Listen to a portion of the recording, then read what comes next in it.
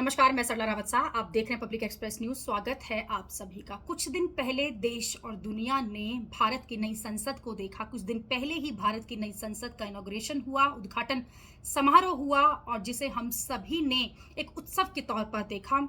भारत की ये नई संसद जितनी देखने में सुंदर है, टेक्नोलॉजी वाइज भी इसे बनाया गया है भव्य संसद, और जिसको लेकर लगातार लंबे समय से हम और आप बात करते हुए दिखाई दे रहे हैं।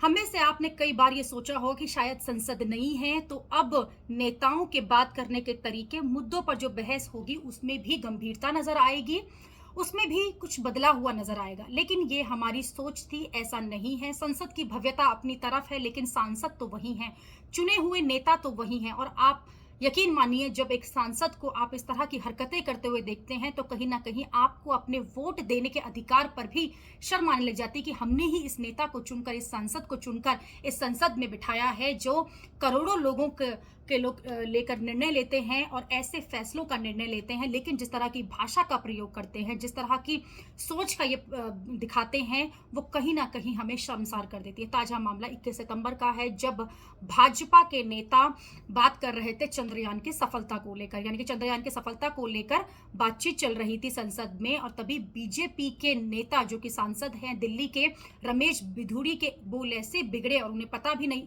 चला कि वो क्या बोल रहे हैं और वो कहाँ खड़े होकर बोल रहे हैं।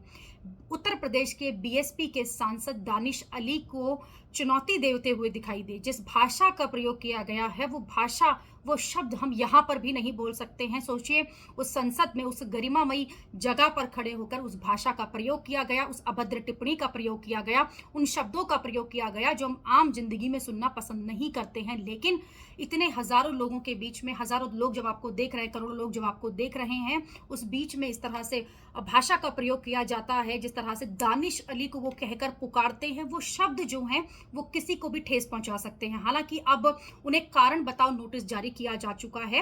कई नेता जो हैं, जो बीजेपी के ही नेता हैं, वो भी इस टिप्पणी को लेकर दुखी दिखाई दे रहे हैं। लेकिन क्या नेता सोचते हैं कि वो किस तरह का कमेंट कर रहे हैं?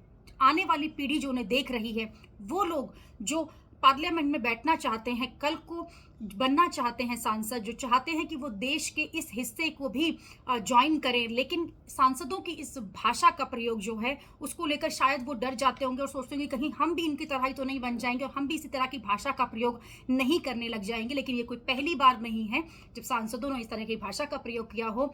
थप्पड़ मारना, पेपर फाड़ना, एक दूसरे पर कुर्सी फेंकना, ये तो बहुत ही आम बात है। भाषा का प्रयोग भी जो है वो भी इस तरह से कई बार होता रहा है, लेकिन संसद नहीं थी तो हमें लगा कि शायद अब कुछ बदलाव होगा भाषा में भी। अभी के लिए इतना ही। अगली खबर में आपसे फिर होगी मुलाकात। देश और दुनिया की खबरों के लिए आप देखते रहिए, आप जुड़े रहिए पब्लिक एक्सप्रेस न्यूज के साथ। धन्यवाद।